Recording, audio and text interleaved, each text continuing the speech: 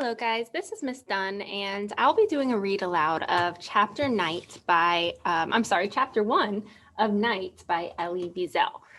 Now, I recommend listening to this read-along if you'd like to hear some background information on some of the words, especially in the first chapter, as we're getting to know Elie, whose whole first name is Elie Wiesel, and Elie is short for that.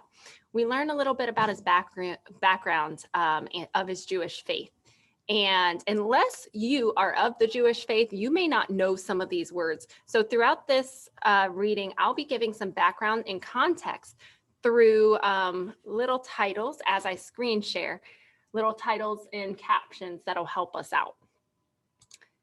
Now, first thing I want to do is set the stage. We have a map here, and Elie Wiesel is from a town called Sighet. And Sighet is in Transylvania, which is a northwestern part of Romania, which you can see here. So we can see right about where I'm moving the mouse. Hopefully you can see that. That would be where Sighet is, where Elie Wiesel grew up at 12 years old. As the book starts, he's right here in Sighet, kind of smack dab in the middle of our map. Now you can see how far away Sighet is from Germany. And that's important to know because at the beginning of the book, where you'll hear Elie Wiesel and his family and neighbors start talking about the Germans and their anti-Semitic, that's anti-Jewish policies.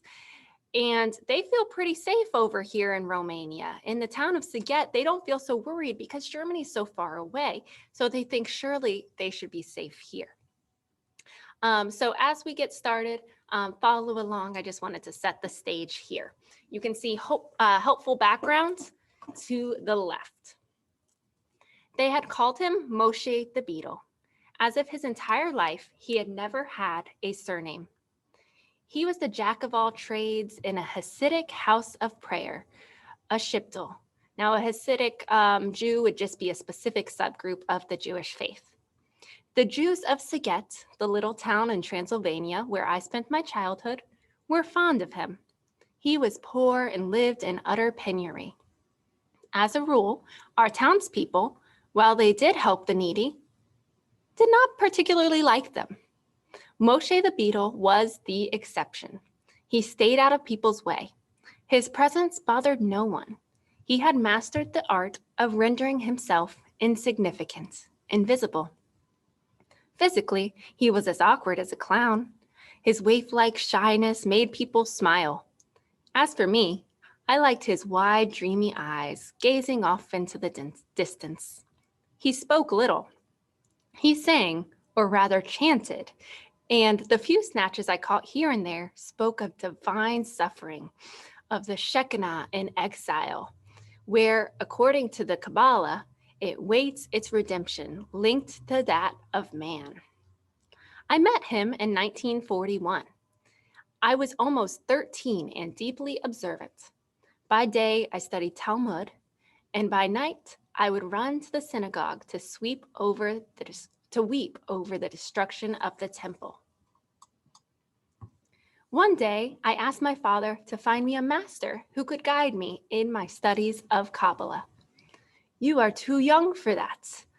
Maimonides tells us that one must be 30 before venturing into the world of mysticism, a world fraught with peril. First, you must study the basic subjects, those you are able to comprehend." My father was a cultured man, rather unsentimental. He rarely displayed his feelings, not even with his family, and was more involved with the welfare of others than with that of his own kin. The Jewish community of Sighet held him in highest esteem. His advice on public and even private matters was frequently sought. There were 4 of us children, Hilda, the eldest, then Bea. I was the third and the only son. Zipporah was the youngest. My parents ran a store. Hilda and Bea helped with the work. As for me, my place was in the house of study, or so they said.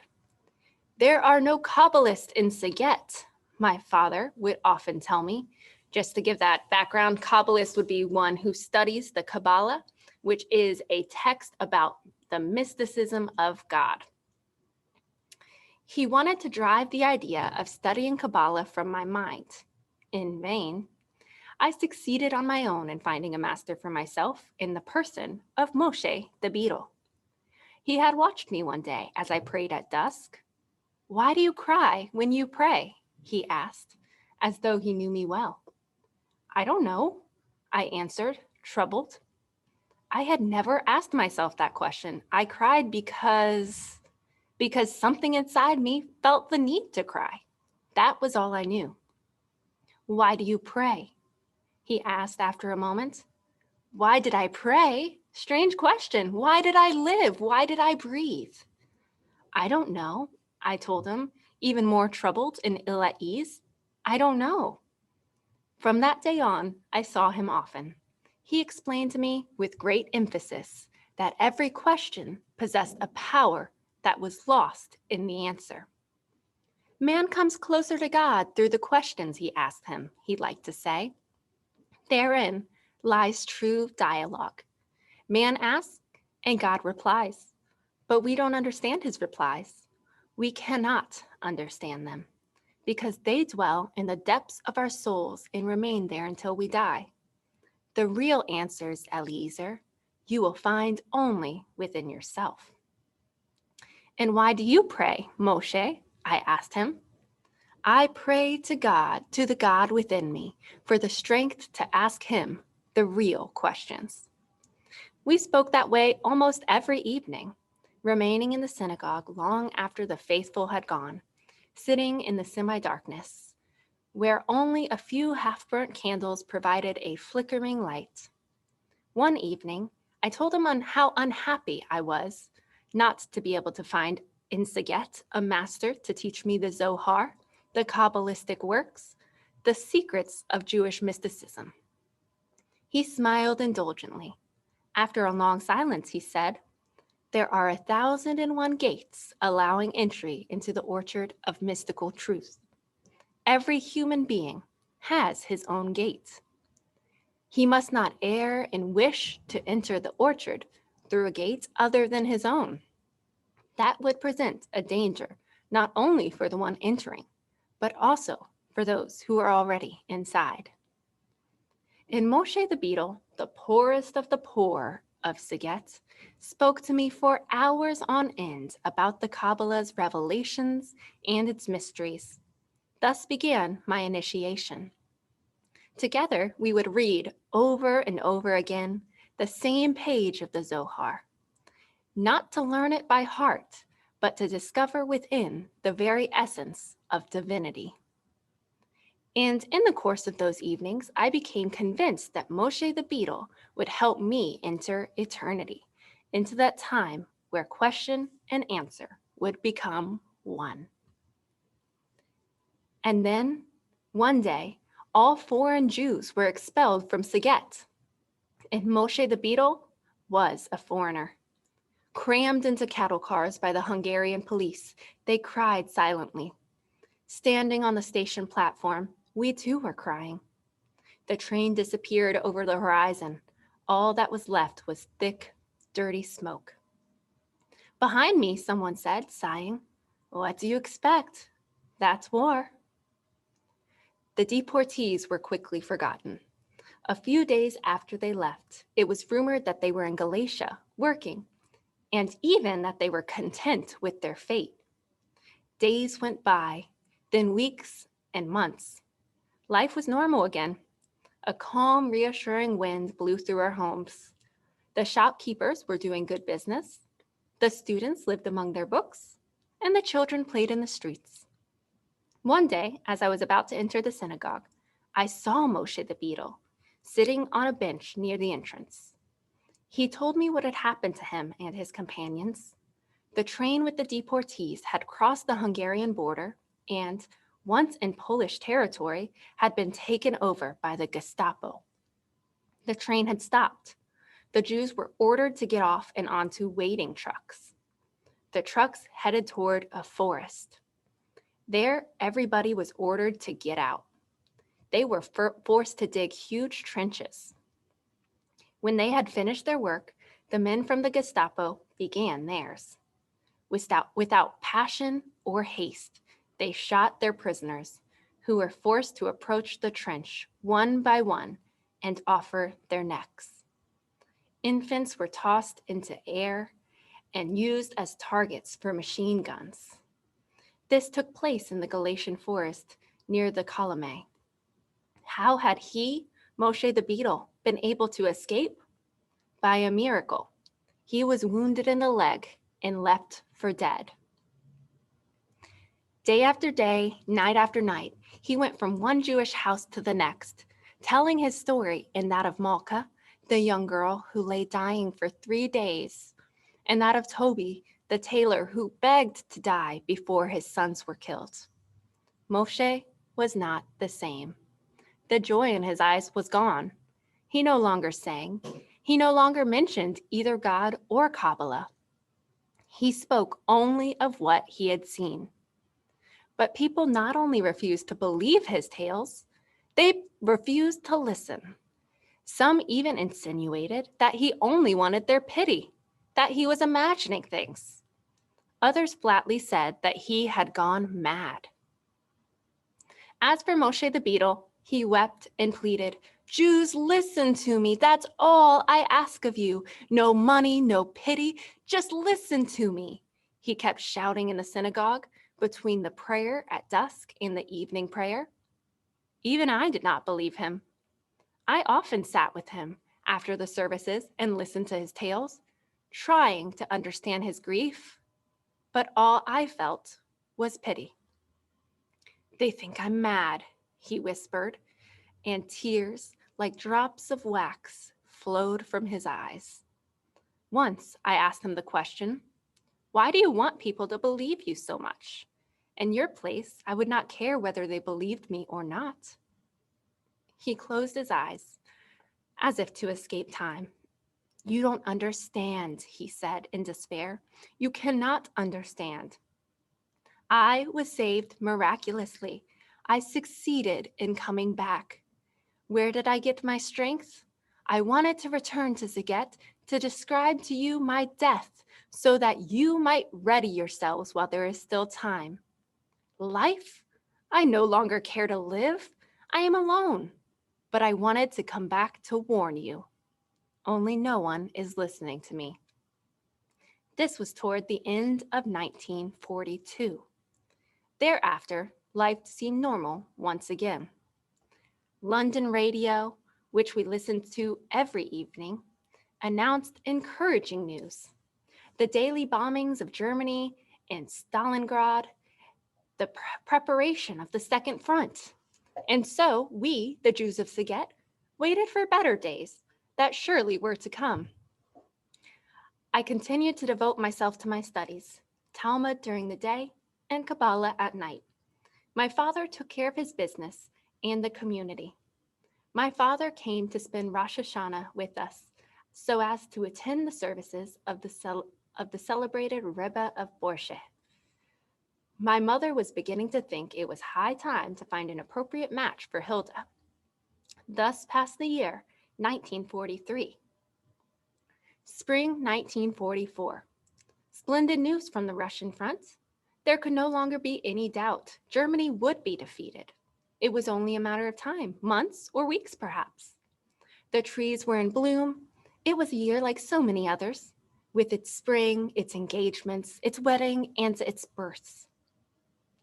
The people were saying, "The Red Army is advancing with giant strides. Hitler will not be able to harm us, even if he wants to."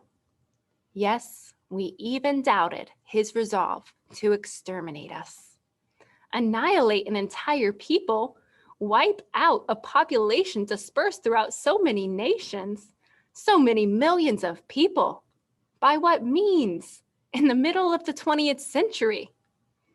And thus my elders concerned themselves with all manner of things, strategy, diplomacy, politics, and Zionism, but not with their own fates. Even Moshe the Beadle had fallen silent. He was weary of talking. He would drift through synagogue or through the streets, hunched over, eyes cast down, avoiding people's gaze. In those days, it was still possible to buy immigration certificates to Palestine. I had asked my father to sell everything, to liquidate everything, and to leave. I am too old, my son, he answered. Too old to start a new life, too old to start from scratch in some distant land. Budapest radio announced that the fascist party had seized power. The regent Miklos Horthy was forced to ask a leader of the pro-Nazi Nihilist party to form a new government. Yet we were still not worried. Of course we had heard of the fascist, but it was all in the abstract. It meant nothing more to us than a change of ministry. The next day brought really disquieting news. German troops had penetrated Hungarian territory with the government's approval. Finally, people began to worry in earnest. One of my friends, Moshe Chaim Berkowitz, returned from the capital for Passover and told us the Jews of Budapest live in an atmosphere of fear and terror. Anti-Semitic acts take place every day in the streets, on the trains. The fascists attack Jewish stores, synagogues. The situation is becoming very serious. The news spread through Sighet like wildfire. Soon it was all people talked about, but not for long. Optimism soon revived. The Germans will not come this far. They will stay in Budapest for strategic reasons, for political reasons. In less than 3 days, German army vehicles made their appearance on our streets. Anguish. German soldiers with their steel helmets and their death's head emblem. Still, our first impressions of the Germans were rather reassuring.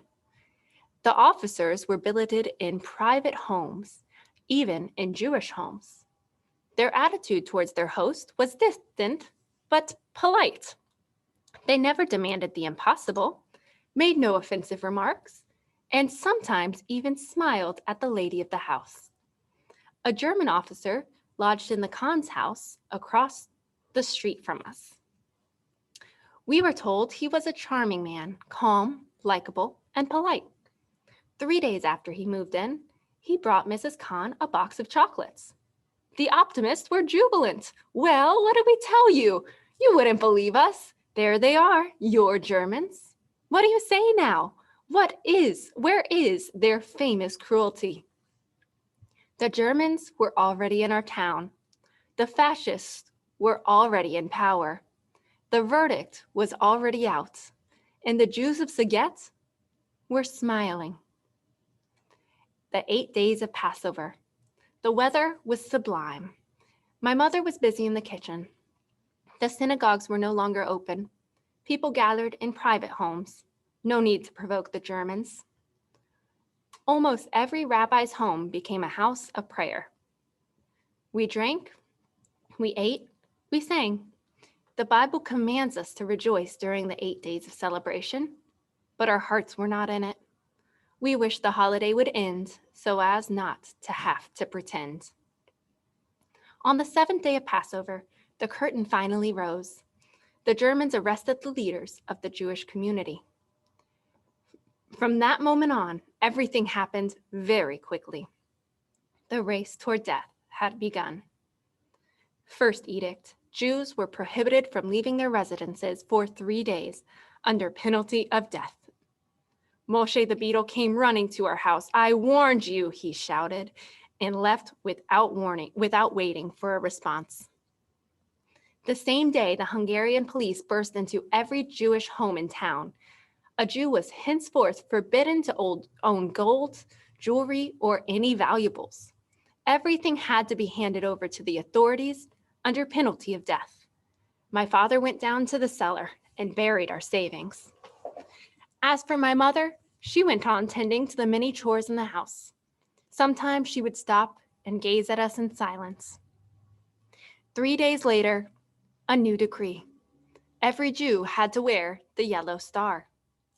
Some prominent members of the community came to consult with my father, who had connections at the upper levels of the Hungarian police. They wanted to know what he thought of the situation.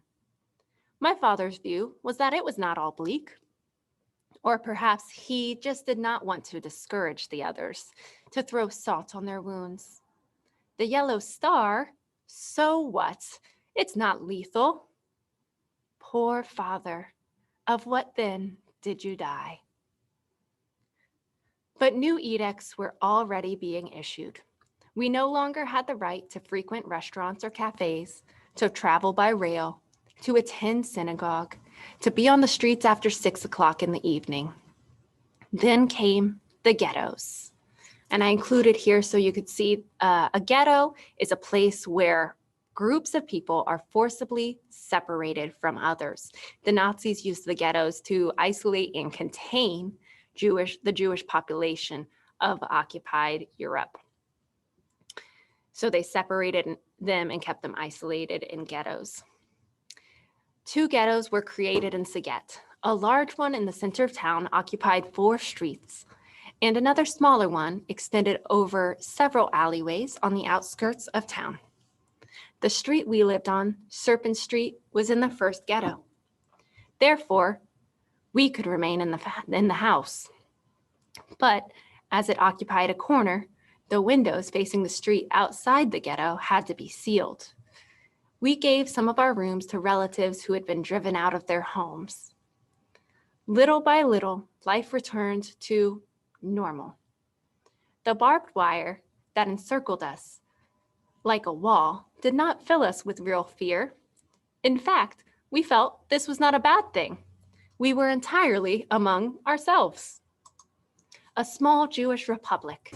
A Jewish council was appointed, as well as a Jewish police force, a welfare agency, a labor committee, a health agency, a whole governmental apparatus. People thought this was a good thing. We would no longer have to look at all those hostile faces, endure those hate-filled stares. No more fear, no more anguish. We would live among Jews, among brothers. Of course, there were still unpleasant moments. Every day, the Germans came looking for men to load the coal into the military trains. Volunteers for this kind of work were few. But apart from that, the atmosphere was oddly peaceful and reassuring. Most people thought that we would remain in the ghetto until the end of the war, until the arrival of the Red Army. Afterward, everything would be as before. The ghetto was ruled by neither German nor Jew. It was ruled by delusion. Some 2 weeks before Shavuot, a sunny spring day, people strolled seemingly carefree through the crowded streets. They exchanged cheerful greetings. Children played games, rolling hazelnuts on the sidewalks. Some schoolmates and I were in Ezra Malik's garden, studying a Talmudic treatise. Night fell. Some 20 people had gathered in our courtyard. My father was sharing some anecdotes and holding forth his opinion of the situation. He was a good storyteller. Suddenly, the gate opened, and Stern, a former shopkeeper who was now a policeman, entered and took my father aside. Despite the growing darkness, I could see my father turn pale. "What's wrong?" we asked. "I don't know. I have been summoned to a special meeting of the council. Something must have happened."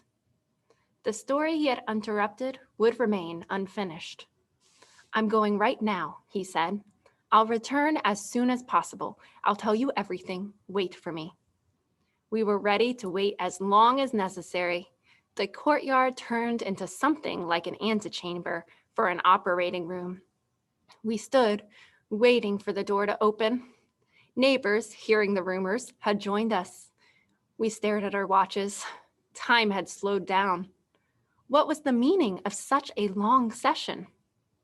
"I have a bad feeling," said my mother. "This afternoon, I saw new faces in the ghetto. 2 German officers. I believe they were Gestapo. Since we've been here, we have not seen a single officer." It was close to midnight. Nobody felt like going to sleep, though some people briefly went to check on their homes. Others left but asked to be called as soon as my father returned. At last, the door opened and he appeared. His face was drained of color. He was quickly surrounded. Tell us what's happening. Say something. At that moment, we were so anxious to hear something encouraging, a few words telling us that there was nothing to worry about, that the meeting had just been routine, just a review of welfare and health problems. But one glance at my father's face left no doubt. The news is terrible, he said at last. And then one word, transports. The ghetto was to be liquidated entirely. Departures were to take place street by street, starting the next day. So by liquidated, it means emptied out. Everyone needs to leave. All of their things needs to be emptied as well. We wanted to know everything, every detail. We were stunned, yet we wanted to fully absorb the bitter news. Where will they take us? That was a secret for all except one, the president of the Jewish Council. But he would not tell, or could not tell. The Gestapo had threatened to shoot him if he talked. There are rumors, my father said, his voice breaking, that we are being taken somewhere in Hungary to work in the brick factories. It seems that here we are too close to the front. After a moment's silence, he added, each of us will be allowed to bring his personal belongings, a backpack, some food, a few items of clothing, nothing else. Again, heavy silence. Go and wake the neighbors, said my father. They must get ready. The shadows around me roused themselves as if from a deep sleep and left silently in every direction. For a moment, we remained alone. Suddenly, Batia Reich, a relative who lived with us, entered the room. Somebody's outside, knocking at the sealed window, the one that faces outside. It was only after the war that I found out who had knocked that night. It was an inspector of the Hungarian police, a friend of my father's. Before we entered the ghetto, he had told us, don't worry, I'll warn you if there's danger. Had he been able to speak to us that night, we might still have been able to flee. But by the time we succeeded in opening the window, it was too late. There was nobody outside. The ghetto was awake. One after the other, the lights were going on behind the windows. I went into the house of one of my father's friends. I woke the head of household, a man with a gray beard and the gaze of a dreamer. His back was hunched over from the untold nights spent studying. Get up, sir, get up. You must ready yourself for the journey. Tomorrow you will be expelled, you and your family, you and all the other Jews. Where to? Please don't ask me, sir. Don't ask questions. God alone could answer you. For heaven's sake, get up. He had no idea what I was talking about. He probably thought I had lost my mind. What are you saying? Get ready for the journey? What journey? Why? What is happening? Have you gone mad? Half asleep, he was staring at me, his eyes filled with terror, as though he expected me to burst out laughing and tell him to go back to bed, to sleep, to dream, that nothing had happened. It was all in jest. My throat was dry and the words were choking me, paralyzing my lips. There was nothing else to say. At last, he understood. He got out of bed and began to dress automatically. Then he went over to the bed where his wife lay sleeping and with infinite tenderness touched her forehead. She opened her eyes and it seemed to me that a smile crossed her lips. Then he went to wake his two children. They woke with a start, torn from their dreams. I fled. Time went by quickly. It was already 4 o'clock in the morning. My father was running right and left, exhausted, consoling friends, checking with the Jewish Council, just in case the order had been rescinded. To the last moment, people clung to hope. The women were boiling eggs, roasting meat, preparing cakes, sewing backpacks. The children were wandering about aimlessly, not knowing what to do with themselves, to stay out of the way of the grown-ups. Our backyard looked like a marketplace. Valuable objects, precious rugs, silver candlesticks, Bibles, and other ritual objects were strewn over the dusty grounds, pitiful relics that seemed never to have a home. All this under a magnificent blue sky. By 8 o'clock in the morning, weariness had settled into our veins, our limbs, our brains like molten lead. I was in the midst of prayer when suddenly there was shouting in the streets. I quickly unwound my phylacteries and ran to the window. Hungarian police had entered the ghetto and were yelling in the street nearby, "All Jews, outside, hurry!" They were followed by Jewish police who, their voices breaking, told us, "The time has come. You must leave all this." The Hungarian police used their rifle butts, their clubs to indiscriminately strike old men and women, children and cripples. One by one, the houses emptied and the streets filled with people carrying their bundles. By 10 o'clock, everyone was outside. The police were taking roll calls, once, twice, 20 times. The heat was oppressive. Sweat streamed from people's faces and bodies. Children were crying for water. Water. There was water close by inside the houses, the backyards, but it was forbidden to break rank. "Water, mother, I am thirsty." Some of the Jewish police surreptitiously went to fill a few jugs. My sisters and I were still allowed to move about as we were destined for the last convoy. And so we helped as best we could. At last, at 1 o'clock in the afternoon, came the signal to leave. So think about this, guys. They were all waiting outside from 8 o'clock in the morning in lines, straight lines, can't have water, until finally they let them. But in lines, 8 o'clock to 1 o'clock in the afternoon. It sounds absolutely miserable. So at last, at 1 o'clock in the afternoon, came the signal to leave. There was joy. Yes, joy. People must have thought there could be no greater torment in God's hell than that of being stranded here on the sidewalk, among the bundles, in the middle of the street under a blazing sun. Anything seemed preferable to that. They began to walk without another glance at the abandoned streets, the empty, dead houses, the gardens, the tombstones.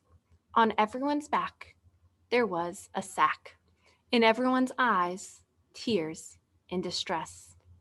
Slowly, heavily, the procession advanced toward the gate of the ghetto. And there I was, on the sidewalk, watching them file past, unable to move. Here came the chief rabbi, hunched over, his face looking strange without a beard, a bundle on his back. His very presence in the procession was enough to make the scene seem surreal. It was like a page torn from a book, a historical novel, perhaps, dealing with the captivity in Babylon or the Spanish Inquisition. They passed me by, one after the other, my teachers, my friends, the others, some of whom I had once feared, some of whom I had found ridiculous, all those whose lives I had shared for years. There they went, defeated, their bundles, their lives in tow, having left behind their homes, their childhood. They passed me by like beaten dogs, with never a glance in my direction. They must have envied me. The procession disappeared around the corner. A few steps more, and they were beyond the ghetto walls. The streets resembled fairgrounds, deserted in haste. There was a little of everything: suitcases, briefcases, bags, knives, dishes, banknotes, papers, faded portraits, all the things one planned to take along and finally left behind. They had ceased to matter. Open rooms everywhere, gaping doors and windows looked out into the void. It all belonged to everyone, since it no longer belonged to anyone. It was there for the taking, an open tomb, a summer sun. We had spent the day without food, but we were not really hungry. We were exhausted. My father had accompanied the deportees as far as the ghetto's gate.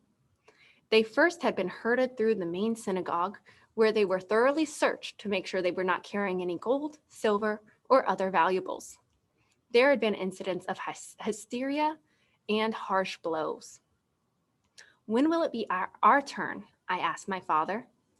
The day after tomorrow, unless things work out. A miracle, perhaps. Where were the people being taken? Did anyone know yet? No, the secret was well kept. Night had fallen. That evening, we went to bed early. My father said, "Sleep peacefully, children. Nothing will happen until the day after tomorrow, Tuesday." Monday went by like a small summer cloud, like a dream in the first hours of dawn. Intent on preparing our backpacks, on baking breads and cakes, we no longer thought about anything. The verdict had been delivered. That evening, our mother made us go to bed early. To conserve our strength, she said. It was to be the last night spent in our house. I was up at dawn. I wanted to have time to pray before leaving. My father had risen before all of us to seek information in town. He returned around 8 o'clock. Good news, we were not going to be leaving today. We were only moving to the small ghetto. That is where we were to wait for the last transport. We would be the last to leave. At 9 o'clock, the previous Sunday's scenes were repeated. Policemen wielding guns were shouting, "All Jews outside!" We were ready. I went out first. I did not want to look at my parents' faces. I did not want to break into tears. We remained sitting in the middle of the street, like the others 2 days earlier, the same hellish sun, the same thirst. Only there was no one left to bring us water. I had looked at my house, in which I had spent years seeking my God, fasting to hasten the coming of the Messiah, imagining what my life would be like later. Yet I felt little sadness. My mind was empty. Get up, roll call. We stood. We were counted. We sat down. We got up again, over and over. We waited impatiently to be taken away. What were they waiting for? Finally, the order came. Forward, march. My father was crying. It was the first time I saw him cry. I had never thought it possible. As for my mother, she was walking, her face a mask, without a word, deep in thought. I looked at my little sister Zipporah, her blonde hair neatly combed, her red coat over her little arm, a little girl of 7. On her back, a bag too heavy for her. She was clenching her teeth. She already knew it was useless to complain. Here and there, the police were lashing out with their clubs. Faster! I had no strength left. The journey had just begun, and I already felt so weak. Faster, faster! Move, you lazy good-for-nothings! The Hungarian police were screaming. That was when I began to hate them. And my hatred remains our only link today. They were our first oppressors. They were the first faces of hell and death. They ordered us to run. We began to run. Who would have thought that they were so strong? From behind their windows, from behind their shutters, our fellow citizens watched as we passed. We arrived at our destination. Throwing down our bundles, we dropped to the ground. Oh God, Master of the universe, in your infinite compassion, have mercy on us. The small ghetto. Only 3 days ago, people were living here. People who owned the things we were using now. They had been expelled, and we had already forgotten about them. The chaos was even greater here than in the large ghetto. Its inhabitants evidently had been caught by surprise. I visited the rooms that had been occupied by my Uncle Mendel's family. On the table, a half-finished bowl of soup, a platter of dough waiting to be baked. Everywhere on the floor there were books. Had my uncle meant to take them along? We settled in. What a word. We went looking for wood. My sisters lit a fire. Despite her fatigue, my mother began to prepare a meal. We cannot give up. We cannot give up, she kept repeating. People's morale was not so bad. We were beginning to get used to the situation. There were those who even voiced optimism. The Germans were running out of time to expel us, they argued. Tragically, for those who had already been deported, it would be too late. As for us, chances were that we would be allowed to go on with our miserable little lives until the end of the war. The ghetto was not guarded. One could enter and leave as one pleased. Maria, our former maid, came to see us. Sobbing, she begged us to come with her to her village, where she had prepared safe shelter. My father wouldn't hear of it. He told me and my big sisters, if you wish, go there. I shall stay here with your mother and the little one. Naturally, we refused to be separated. Night. No one was praying for the night to pass quickly. The stars were but sparks of the immense conflagration that was consuming us. Were this conflagration to be extinguished one day, nothing would be left in the sky but extinct stars and unseeing eyes. There was nothing left to do but go to bed, in the beds of those who had moved on. We needed to rest, to gather our strength. At daybreak, the gloom had lifted. The mood was more confident. There were those who said, who knows, they may be sending us away for our own good. The front is getting closer. We shall soon hear the guns. And then surely the civilian population will be evacuated. They worry lest we join the partisans. As far as I'm concerned, this whole business of deportation is nothing but a big farce. Don't laugh. They just want to steal our valuables and jewelries. They know that it all has been buried and they will have to dig to find it. So much easier to do when the owners are on vacation.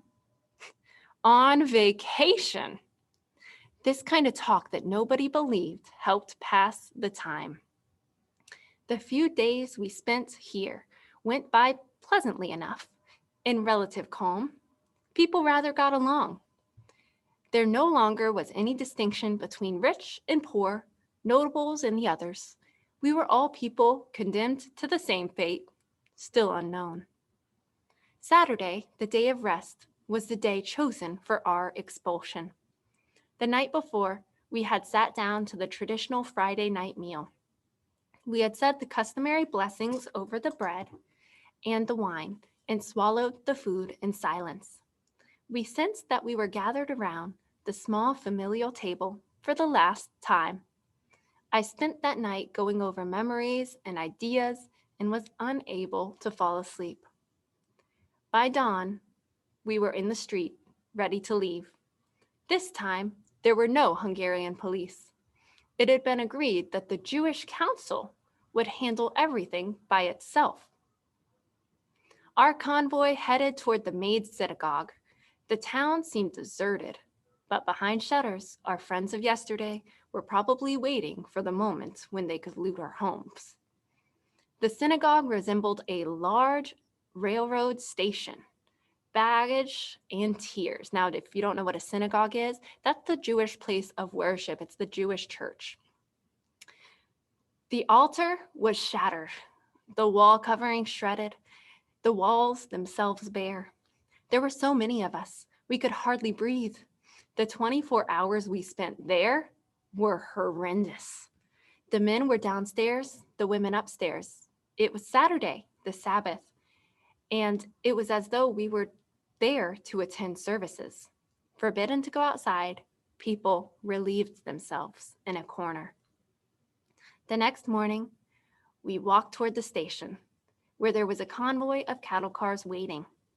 The Hungarian police made us climb into the cars, 80 persons in one.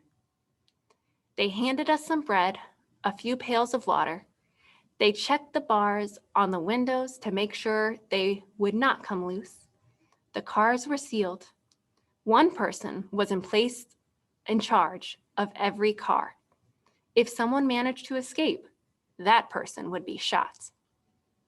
2 Gestapo officers strolled down the length of the platform. They were all smiles. All things considered, it had gone very smoothly. A prolonged whistle pierced the air. The wheels began to grind. We were on our way.